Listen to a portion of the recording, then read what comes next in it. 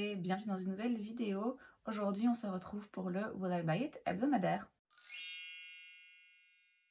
Comme chaque semaine, je me rends donc sur différents comptes Instagram pour aller checker un petit peu les dernières nouveautés, annonces sorties en termes de make-up, skincare, beauté de manière générale et je vous donne mon avis. On commence avec la page Insta de Trendmood et la première chose que je vois ce sont des duos blush et highlighter chez Benefit. Je vois pas le prix.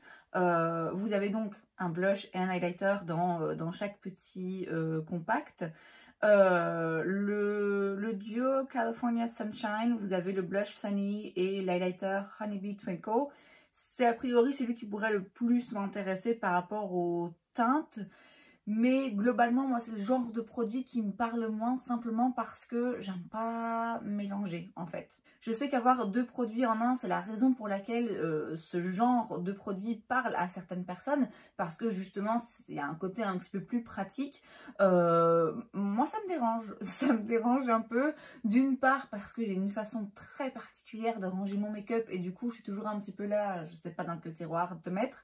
Et d'autre part parce que je trouve ça difficile de trouver à chaque fois vraiment deux teintes qui me conviennent à 100% et que j'ai forcément envie de porter au même moment. Donc pour moi ça fait un petit peu moins sens, mais je sais que ça plaît. Je sais que c'est le genre de produits qui plaisent et qui sont utiles et pratiques pour la plupart des gens, mais pas pour moi. Chez Charlotte Tilbury, on a la collection pour les fêtes et alors il y a... Il y a beaucoup de choses. Alors, il y a une petite palette de Beautyverse Palette, pardon, où il y a 9 fards, 4 fards mat et puis 5 fards pailletés qui apparemment ont des textures et des finis un petit peu différents.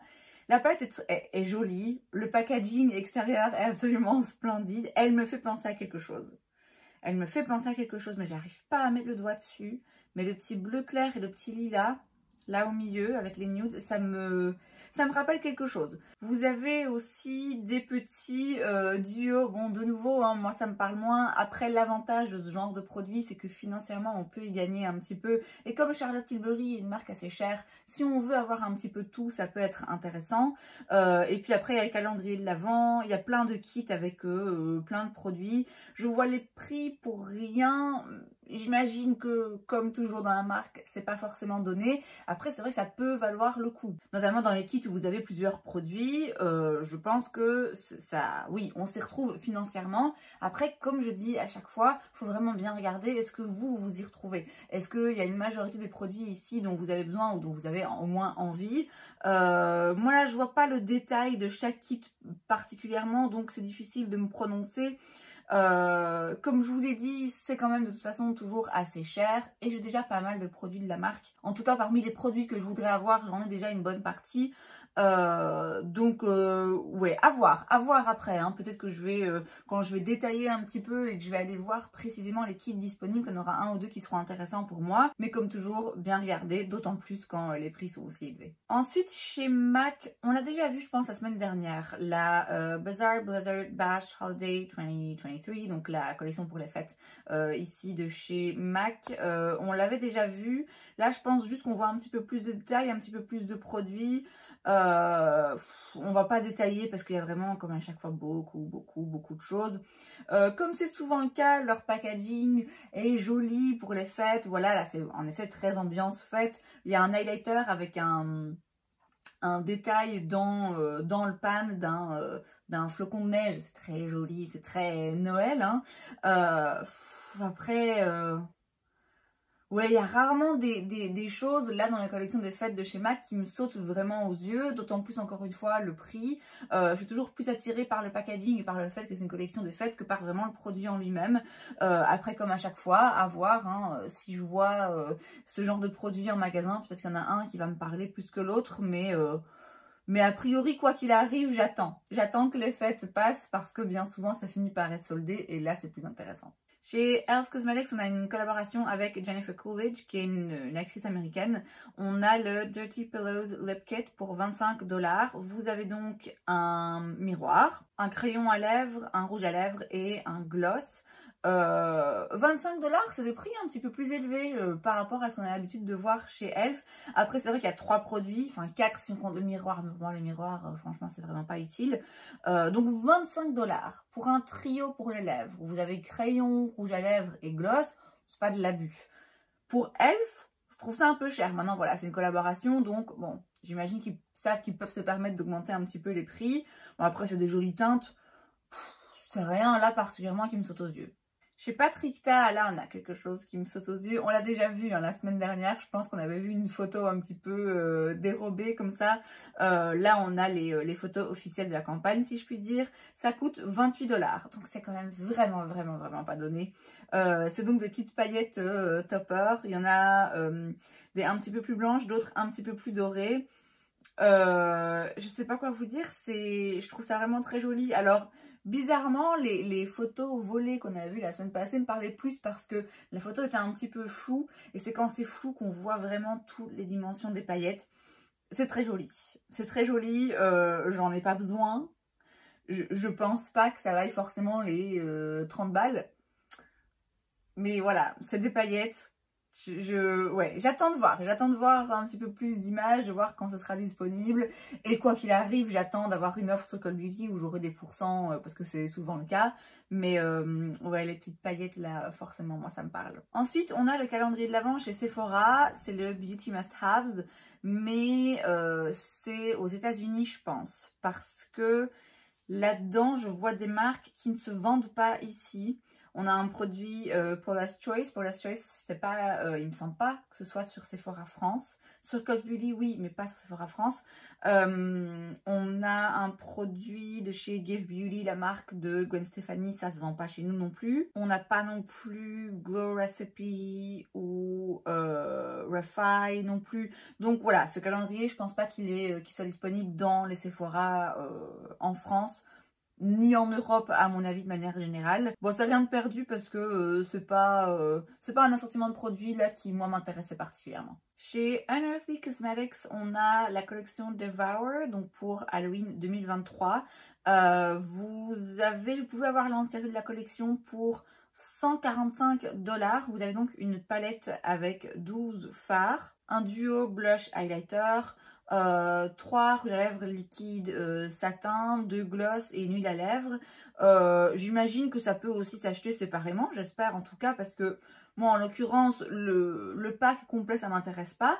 La palette je la trouve jolie et alors c'est marrant parce que quand je l'ai vue, c'est un peu plus à ce genre d'harmonie de couleurs que je m'attendais de la part d'ABH, leur dernière palette. Quand on avait parlé du lancement de cette palette ABH, c'était quand j'étais en France avec Sandrine, on avait filmé le Huda Palette ensemble. Et j'avais dit que moi c'était, ouais, je m'attendais à une harmonie avec un petit peu plus de mauve et d'aubergine et de vert. Je m'attendais à plus de touches de vert. Alors c'était un petit peu le cas, hein, mais c'était vraiment ça. C'est ça, là quand je vois la palette, c'est plutôt à ça que je m'attendais dans la palette des BH. Donc l'harmonie de couleurs, je la trouve intéressante. C'est dans les tons hein, qu'on voit en ce moment. C'est dans les tons de la saison. Après, est-ce que j'ai déjà testé quelque chose de Unearthly Cosmetics? Non. Il me semble que j'ai vu qu'ils étaient disponibles sur un site. Je sais plus quel site, comment ça s'appelle. Mais un site en gros qui revend pas mal de marques indie ici en Europe. Mais du coup c'est cher. C'est cher quand même je trouve. La différence je veux dire par rapport au prix de base des produits m'a semblé était quand même assez importante. Et sur ce site là, encore une fois j'ai oublié le nom, j'ai vu Unearthly Cosmetics. J'en ai déjà entendu parler de cette marque, j'en ai déjà entendu parler en bien il me semble, notamment pour les fards à paupières. Et là c'est vrai que c'est une jolie harmonie de couleurs qui a l'air un petit peu intéressante.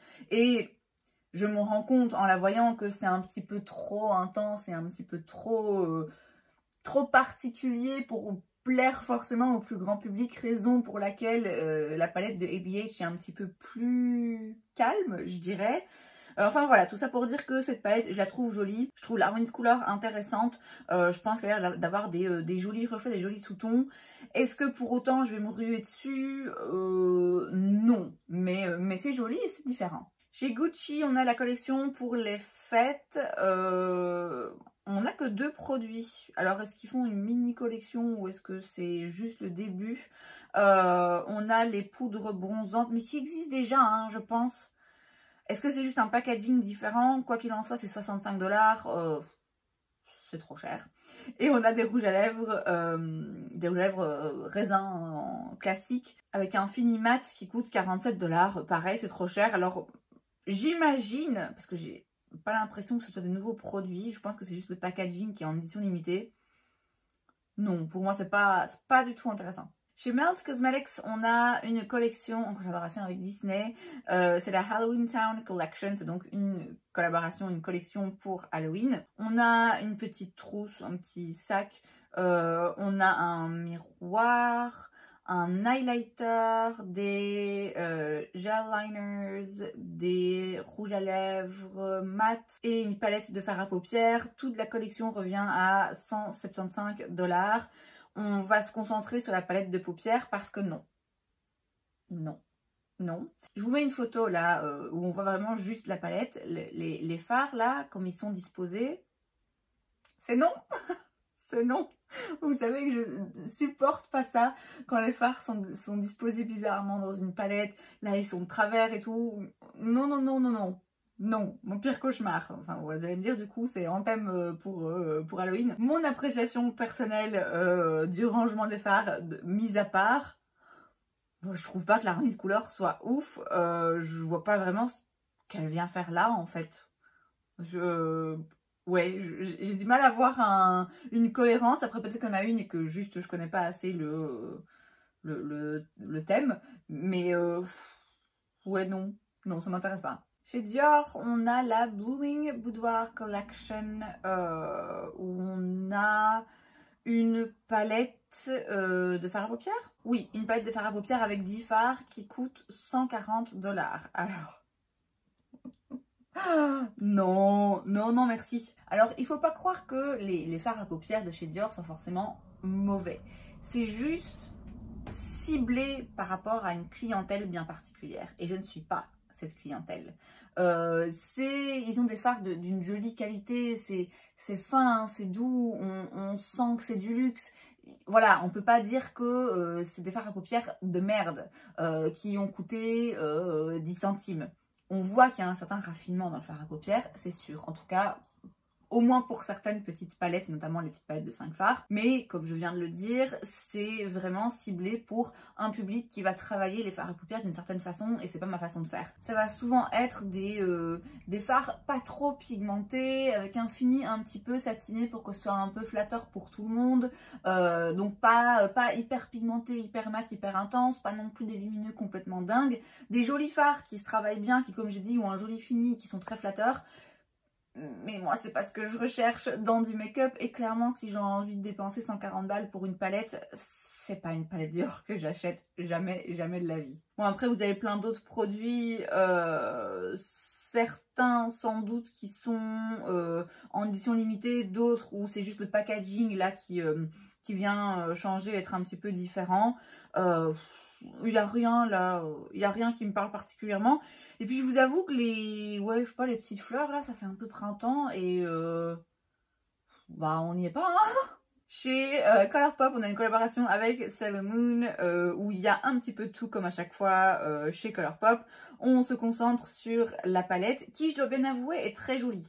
Alors, il y a des teintes un petit peu pastel dans les mats où je me dis, ouais, je sais pas si c'est forcément le moment où j'ai envie de porter ce genre de teinte. Mais il y a des teintes pailletées dans cette palette qui ont l'air très jolies. Avec plein de dimensions, plein de reflets, plein de teintes lumineuses comme ça, très intéressantes. Après, moi, personnellement, Sailor Moon, je m'en fous un peu, voilà.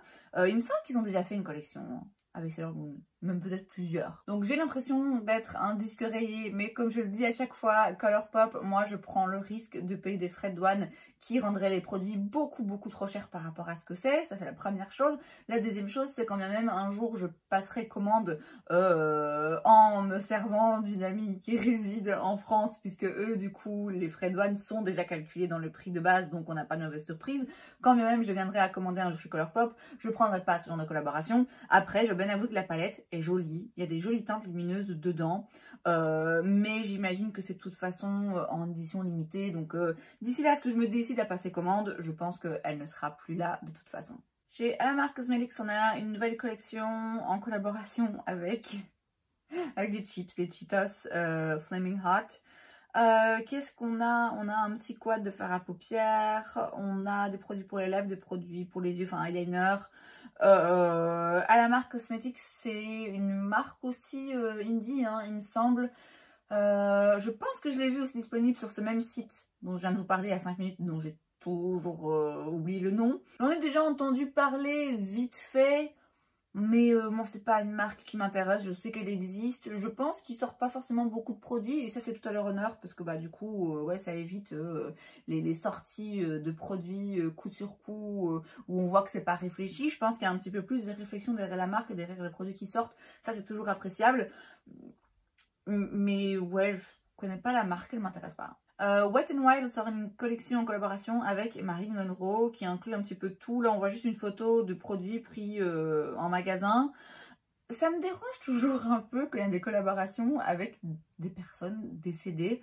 Alors, il y a des personnes qui sont en vie et qui gèrent le nom et la marque et l'image de la personne en question, mais ouais, ouais, ça me met un petit peu mal à l'aise. Il me semble que j'avais déjà parlé de ça il y a des mois d'ici, quand MAC avait fait une collection en collaboration avec Whitney Houston, il me semble, et que j'avais dit, je sais pas, je trouve ça un peu malsain en fait. Voilà, après peut-être bien qu'il y a des jolis produits dedans, et Wet n Wild c'est une marque pas chère qui fait parfois des chouettes produits, donc je dis pas que par principe j'achèterais rien de ces collaborations si je la voyais, ou que c'est nul ou qu'il faut pas l'acheter. Je dis juste que ça me met un petit peu mal à l'aise personnellement. Chez KVD Beauty, on a aussi une collection pour les fêtes. On a une petite palette avec 6 fards qui me parle pas du tout, ni en termes de packaging, ni en termes de couleur à l'intérieur. On a un duo, vous avez un crayon pour les lèvres et un rouge à lèvres liquide mat. Un autre duo, vous avez un liner liquide et un liner en crayon.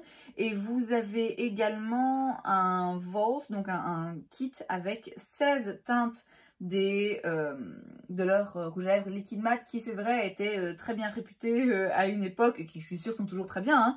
Ça coûte 249 $, ce kit là avec les 16 teintes. Alors si on est absolument fan de la marque, on s'y retrouve.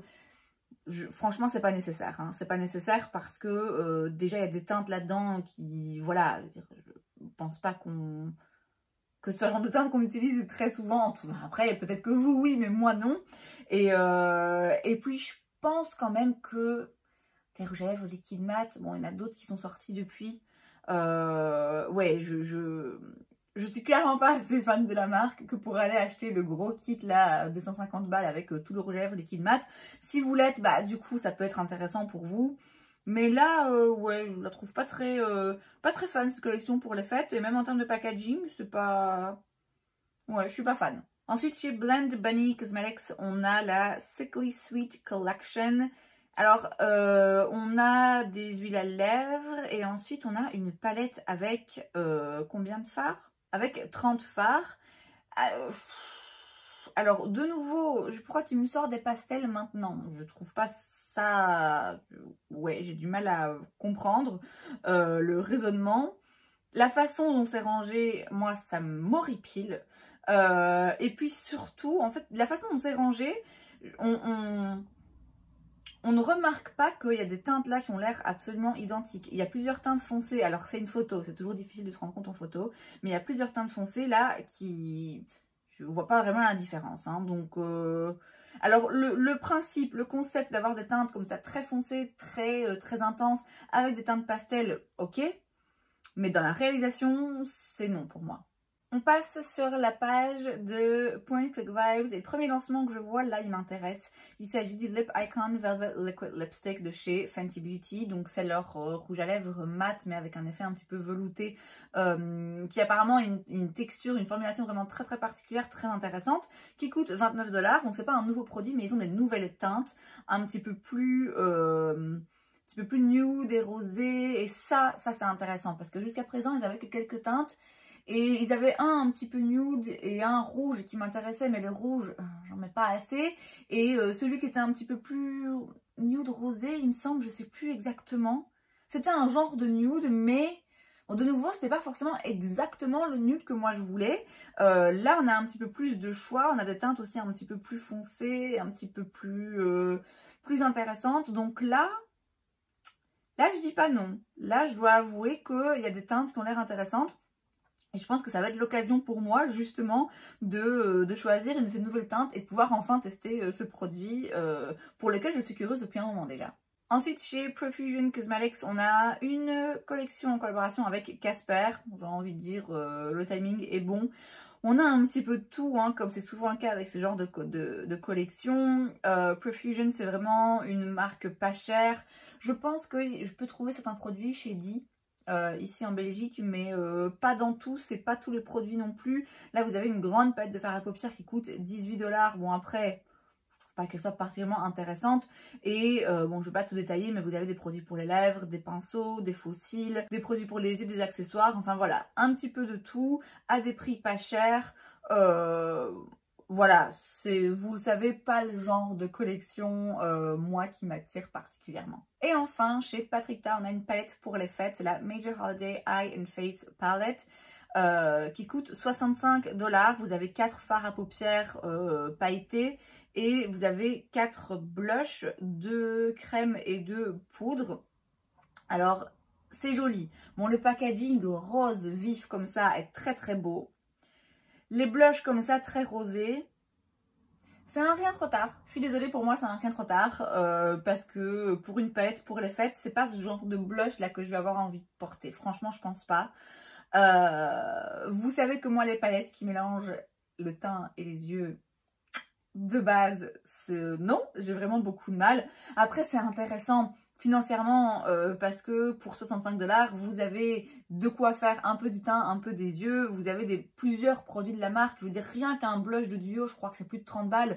Or là, vous en avez 2, plus des fards à paupières. Donc oui, ok, on s'y retrouve. Mais encore une fois, par rapport à l'utilité que j'en aurais, moi, je ne m'y retrouve pas. Donc la palette est très jolie, elle attire le regard. C'est des couleurs qui forcément oui, attirent le regard parce qu'elles sont flash, elles sont très visibles et elles sont très belles. Mais ouais, dommage parce que c'est pas quelque chose qui pour moi me fait penser aux fêtes. Après, je sais que je suis très classique, hein. Moi, pour moi, les fêtes, c'est du rouge à lèvres rouge, vous voyez. Et je pense que les blushs rosés comme ça, flash, ont encore des beaux jours devant eux. Je dis pas que parce que l'été se termine, on doit abandonner les couleurs flashy et se diriger vers un make-up automnal. Mais ouais, je sais pas, pour moi, il y a une petite erreur de timing là en fait. Et c'est donc tout pour cette vidéo, j'espère que ça vous a plu. Si c'est le cas, n'hésitez pas à laisser un like. Vous pouvez aussi vous abonner à ma chaîne parce que c'est gratuit, donc pourquoi pas. Et moi, je vous vois la prochaine fois. Bye!